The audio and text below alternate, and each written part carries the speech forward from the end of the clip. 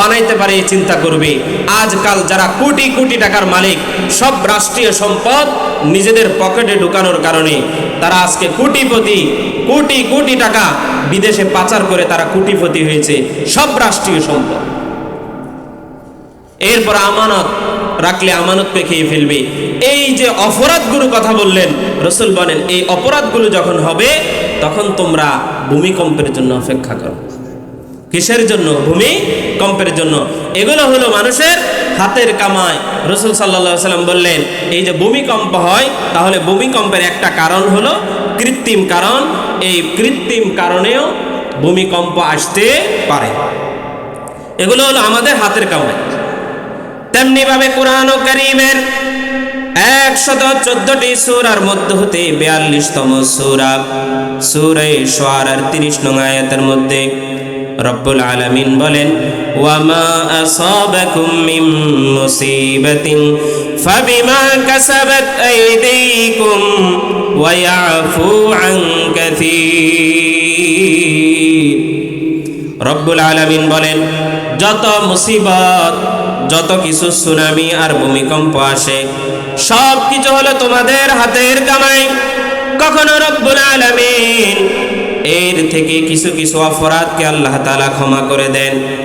কোরআন কারীমের অন্য আয়াতের মধ্যে, অন্য সূরা কোরআন কারীমের 30তম সূরা সূরা রুমের 41তম আয়াতের মধ্যে আল্লাহ তাআলা বলেন, যাহারাল ফাসাদু ফিল বাররি ওয়াল বাহরি বিমা কাসাবাত আইদিন নাস। জমিনের মধ্যে যত পাপাচার হয়, জমিনের মধ্যে যত অন্যায় হয়, জমিনের মধ্যে যত আযাব গজব সব কিছু আসে, বিমা কাসাবাত আইদিন নাস, সব কিছু হলো মানুষের হাতের কামাই। সবগুলো কি বলেন? মানুষের হাতের কামাই। এই যে ঢাকাতে ভূমিকম্প হয়ে গেল, ঢাকাতে যেই পরিমাণ অন্যায়, অবিচার, জেনা, ব্যভিচার, সুদ, ঘুষ যেইভাবে ব্যাপকভাবে চলছে, তো ঢাকার উপর ভূমিকম্প আসতো না তো কোথায় আসবে? কথা বলেন ঠিক না ঠিক? এই জন্য কিছুদিন আগে দেখতে পেলাম একটা লোক ছাদের উপর টিকটক করতে গিয়ে কারেন্টে শর্ট করে ইন্তেকাল করেছে, মারা গিয়েছে। সবগুলো তাদের কৃতকর্মের ফল। এরকম ঘটনা আছে না নাই? এই জন্য আমি কোরআন কারীমের 99তম সূরা সূরা জিলজাল আপনাদের মাঝে তেলাওয়াত করেছি। যে জিলজালের মধ্যে রব্বুল আলামিন পৃথিবীর সর্বশেষ ভূমিকম্পের কথা আলোচনা করেছেন। চলেন দেখি আল্লাহ রব্বুল আলামিন সেই সূরার মধ্যে কি বললেন। আল্লাহ তাআলা ওই সূরার মধ্যে বলতেছেন, ইযা জুলজিলাতিল আরদু জিলজালাহা। রব্বুল আলামিন বলেন যখন পুরো পৃথিবীকে নিজ কম্পনে কম্পিত করা হবে, যখন পৃথিবী আপন কম্পনে প্রকম্পিত হবে, ওই যে আল্লাহ রাব্বুল আলামিন এই পৃথিবীকে কম্পনের কথা বললেন, এই কম্পন মানে হলো ওই সর্বশেষ ভূমিকম্প, যার মাধ্যমে আল্লাহ তাআলা পুরো পৃথিবীকে লণ্ডভণ্ড করে দিবেন, ধ্বংস করে দিবেন। তেমনি ভাবে আল্লাহ রাব্বুল আলামিন কোরআন কারীমের 22তম সূরা সূরা হজ্জের 2 নং আয়াতের মধ্যে রব্বে কারীম বলেন, ইয়া আইয়ুহান নাস ইত্তাকু রাব্বাকুম ইন্না যালজালাতাস সাআতি শাইউন আযীম ইয়াওমা তারাউনাহা তাযহালু কুল্লু মুরদিআতিন আম্মা আরদাআত ওয়া তাযউ কুল্লু যাতি হামলিন হামলাহা ওয়া তারান নাসা সুকারা ওয়া মা হুম বিসুকারা। রব্বুল আলামিন বলেন, ইয়া আইয়ুহান নাস, হে লোক সকল, ইত্তাকু রাব্বাকুম, তোমরা তোমাদের রবকে ভয় করো। ইন্না জালজালাতাস সাআতি শাইউন আযীম, নিশ্চয় কিয়ামতের যেই ভূমিকম্পন হবে মারাত্মক এক ভূমিকম্পন হবে। কেমন হবে? আল্লাহ রাব্বুল আলামিন বলেন, ইয়াউমা তারাউনাহা তাযহালু কুল্লু মুরদিআতিন আম্মা আরদাআত, সেদিন এমন হবে যে মহিলার কোলের মধ্যে তার দুগ্ধপানকারী যে বাচ্চাটা ছিল সেই বাচ্চার কথা তার মা বলে যাবে। ওয়া তাযাউ কুল্লু যাতি হামলিন হামলাহা, আর যদি কোনো গর্ভবতী কোনো নারী হয়ে থাকে সেদিন তার গর্ভপাত হয়ে যাবে। ওয়া তারান নাসা সুকারা, আর সেদিন তোমরা মানুষদেরকে দেখতে পাইবে নেশাগ্রস্ত অবস্থায়, যেন এই দিক থেকে সেই দিকে ঢুলে ঢুলে পড়ে যাচ্ছে। ওয়ামা হুম বিসুকারা, কিন্তু সেদিন তাদের এরকম কোনো নেশাগ্রস্ত তারা থাকবে না।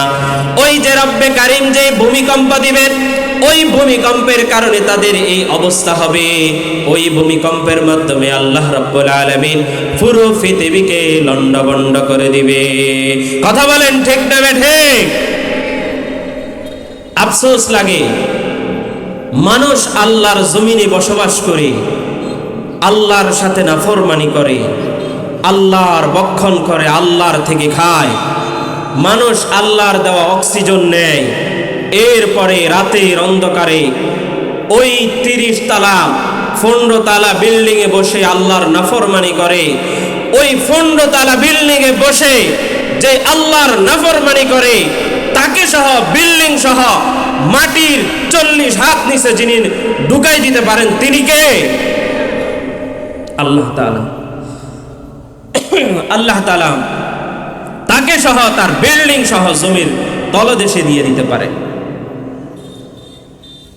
এই জন্য আল্লাহ রাব্বুল আলামিন কাল কিয়ামতের দিন এইভাবে যখন কিয়ামত ঘনিয়ে আসবে, এইভাবে ভূমিকম্পটা দিবে।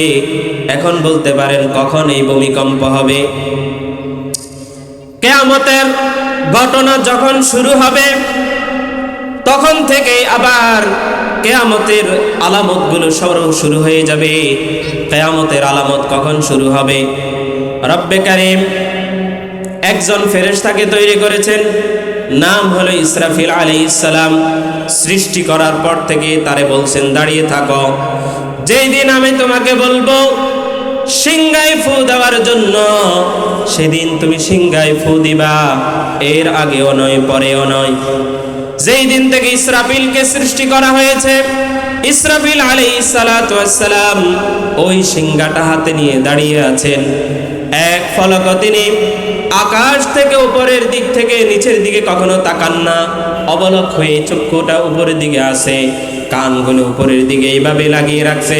কখন রব্বুল আলামিন আদেশ করে সাথে তাতে তিনি সিংহা ফু দিবেন। ইসরাফিল আলাইহিস সালাতু ওয়াস সালাম 2 বার সিংহায় ফু দিবেন। কয়বার?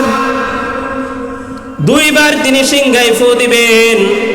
সর্বপ্রথম যখন সিংহায় ফু দিবেন তখন এই ভূমিকম্পটা তৈরি হবে।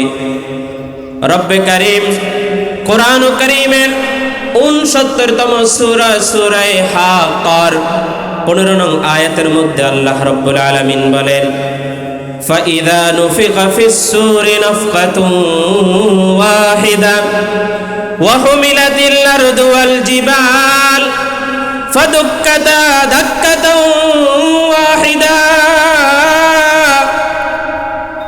فَيَوْمَئِذٍ وَقَعَتِ الْوَاقِعَةُ। রব্বুল আলামিন বলেন, ইসরাফিল যখন সর্বপ্রথম সিংহায় ফু দিবেন, সিংহায় যখন ফু দিবে তখন কি হবে? রব্বুল আলামিন বলেন, ওয়াহুমিলাতিল আরদু ওয়াল জিবাল, সেদিন জমিনটাকে আর পাহাড়টাকে উপরের দিকে তুলে নেওয়া হবে। ফাদুক্কাতা দাক্কাতাও ওয়াহিদা, জমিন আর পাহাড়টাকে উপরের দিকে তোলার পরে সেখান থেকে আল্লাহ তাআলা এই পাহাড় জমিন সবগুলাকে ছেড়ে দিবেন। ফায়াউমাইযিন ওয়াকাতিন ওয়াকিআ, এটাই হলো ওই সর্বশেষ ভূমিকম্প, যেই ভূমিকম্পের মাধ্যমে আল্লাহ রাব্বুল আলামিন পুরো পৃথিবীকে লণ্ডভণ্ড মেসাগার করে দিবেন, সব কিছু ধ্বংস হয়ে যাবে।